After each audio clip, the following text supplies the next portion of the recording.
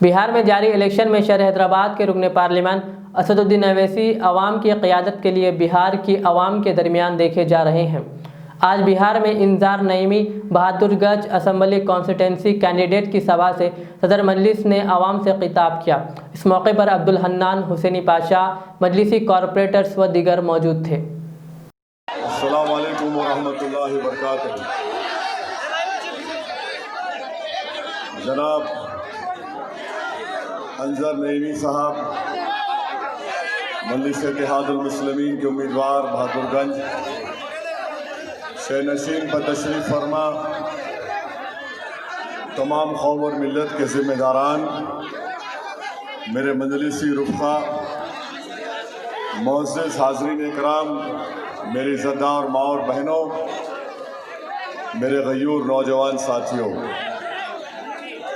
हम आपसे गुजारिश करने आए हैं कि 7 नवंबर के दिन आप तमाम सुबह सुबह अपने घर से निकलकर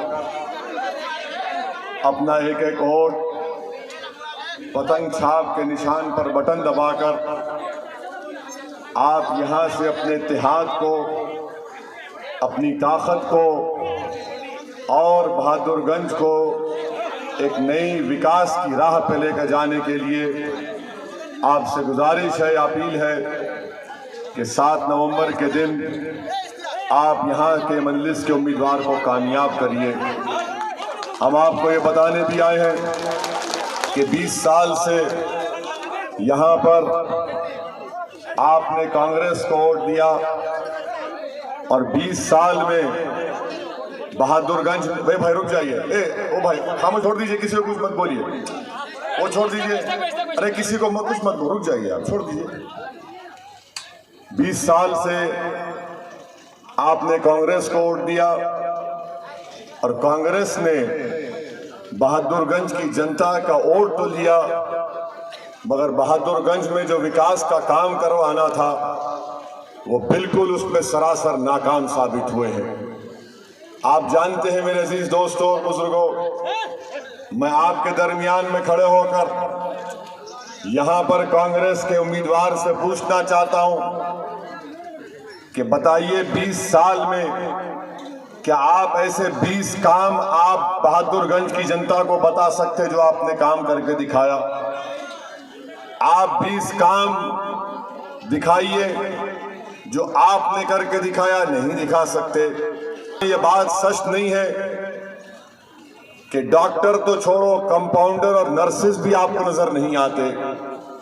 यहां पर इम्तिहान नहीं होता किसी मरीज का, तो फिर किस बुनियाद पर कांग्रेस पार्टी आकर यहां से आपका वोट का मुतालबा करती है? हम आपसे वादा कर रहे हैं कि इंशाअल्लाह ताला ये जो मसाइल हैं, जनाब अंजर नईमी साहब को आप कामयाब करिए। हम उन तमाम मसाइल को जो कांग्रेस 20 साल में नहीं कर पाई, हम इंशाअल्लाह ताला साल 1.5 साल के अरसे में वो कामों खत्म भी कराएंगे और शुरू भी कराएंगे। आप जानते हैं मेरे अजीज दोस्तों और बुजुर्गों, आपके विधानसभा में आप देखते हैं कि फसादी चौक से मुजफ्फर चौक रोड काम बिल्कुल नहीं हुआ। तेरा घाट पर हमेशा ट्रैफिक जैम रहता है और कांग्रेस के लोग आकर इलेक्शन में कहते हैं कि हमको वोट दे दो। शिक्षा के मैदान में, तालीम के मैदान में आप जानते हैं स्कूल है तो टीचर नहीं है, और अगर कॉलेज तो है ही नहीं यहाँ पर, हमारे बच्चे और बच्चियों के लिए आला तालीम के लिए कॉलेज नहीं है, डिग्री कॉलेज नहीं है। मैं आपके दरमियान में खड़े होकर इस बात का वादा कर रहा हूँ, हमारी माँ और बहनों को पैगाम दे रहा हूँ कि आप यहाँ से मजलिस इत्तेहादुल मुस्लिमीन को कामयाब करिए। हम इंशाअल्लाह ताला तेरा घाट पर एक नया कॉलेज, हायर एजुकेशन का कॉलेज कायम करेंगे इंशाअल्लाह। यहीं के मासूम बच्चे और बच्चियां पढ़ाई के लिए पटना जाते हैं और पटना जाकर वहां पर छोटे छोटे कमरों में मुश्किल से रहकर पढ़ाई या तालीम हासिल करते हैं, शिक्षा हासिल करते हैं। क्या यहां पर इंतजाम नहीं किया जा सकता? जरूर किया जा सकता और किया जाएगा इंशाअल्लाह ताला।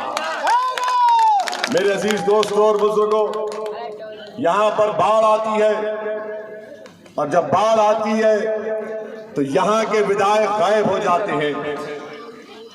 नरेंद्र मोदी की सरकार ने एक जालिमाना लॉकडाउन पूरे देश में, पूरे मुल्क में और बिहार में लगा दिया।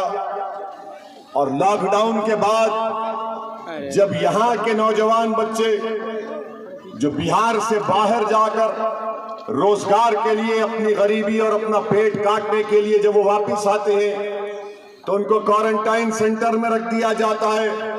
उस वक्त भी कांग्रेस का कोई विधायक नजर नहीं आता वहां पर। आखिर क्या वजह है? आखिर क्या वजह है कि कांग्रेस का विधायक नजर नहीं आता? इसका जिम्मेदार कौन है? इसका जिम्मेदार वो लोग हैं जिन्होंने आपको कहकर आपका वोट चोरी किया कि हम आपके मसाइल को हल कर देंगे। मेरे अजीज दोस्तों, मेरे बुजुर्गों, मेरी इज्जतदार माँ और बहनों, आप जानते हैं कि पार्लियामेंट का जब सेशन होता है तो पार्लियामेंट जब चलती है तो अल्लाह के फजलो करम से मजलिस इत्तेहादुल मुस्लिमीन के 2 रुकने पार्लियामान हैं। आप बताइए कि जब भारत की संसद में CAA NPR NRC का कानून लाया गया, पूछिए इन कांग्रेस के लोगों से, पूछो इन कांग्रेस के लोगों से कि नरेंद्र मोदी की सरकार के सामने अगर किसी ने बेबाक तरीके से हुक्मरानों की आंखों में आंखें डालकर पूरे भरी पार्लियामेंट में हमने खड़े होकर कहा ये CAA NPR NRC का कानून भारत के आईन और भारत के संविधान के खिलाफ है, ये मजहब की बुनियाद पर मुसलमानों से नाइंसाफी करता है। और हमने नरेंद्र मोदी की सरकार के सामने, ये कांग्रेस के 55 MP हैं और हमारे 2 MP हम लोग, हमने खड़े होकर 540 की भारत की संसद में नरेंद्र मोदी के 308 MPओं के सामने उस कानून को फाड़ कर बता दिया कि हम इस कानून को नहीं मानते, नहीं मानते। ट्रिपल तलाक का मसला आया, ट्रिपल तलाक का मसला आया जो हमारे तहजीब और तमद्दुन के, हमारे कवानीन के खिलाफ है। किसने खड़े होकर ट्रिपल तलाक के मसले की मुखालिफत की? किसने कहा कि मुस्लिम महिलाओं के खिलाफ है? किसने उस कानून की दलाइल के साथ धज्जियां उड़ाई? पूछो इन लोगों से, इनका मुंह नहीं खुलता कांग्रेसियों का। ट्रिपल तलाक के मसले में हमने आवाज उठाई। दिल्ली में फसाद हुआ, 20 से ज्यादा मसाजिद, दरगाहों को जला दिया गया या नुकसान पहुंचा दिया गया। 60 से ज्यादा लोग मर गए, मार दिए गए। एक बड़ी तादाद उसमें अक़लियतों की थी। भारत की संसद में अमित शाह होम मिनिस्टर के सामने अगर किसी ने उठकर कहा कि भारत के होम मिनिस्टर, दिल्ली में जो फसाद हुआ है वो फसाद नहीं है, वो नरसंहार है और 20 से ज्यादा मसाजिद को नुकसान पहुंचाया गया। मरने वालों में यकीनन हिंदू भी और मुसलमान है, मगर ज्यादा तादाद मुस्लिम अक़लियत की है। बताओ क्या कांग्रेसियों ने मुंह खोला? नहीं खोला। CAA का एहतजाज आप तमाम ने किया, क्या कोई कांग्रेसी आया? क्या कोई राजद का आया? क्यों नहीं आए? वो कहते अगर हम आएंगे तुम्हारे साथ ठहरेंगे तो हम बीजेपी को वोट मिल जाएगा, हमको नहीं मिलेगा। अरे मुझसे नाइंसाफी हो रही है, भारत से भगाने की मेरी तैयारी की जा रही है और इनको अपने वोट की पड़ी है। ये इनका कांग्रेस का असली चेहरा आपके सामने है।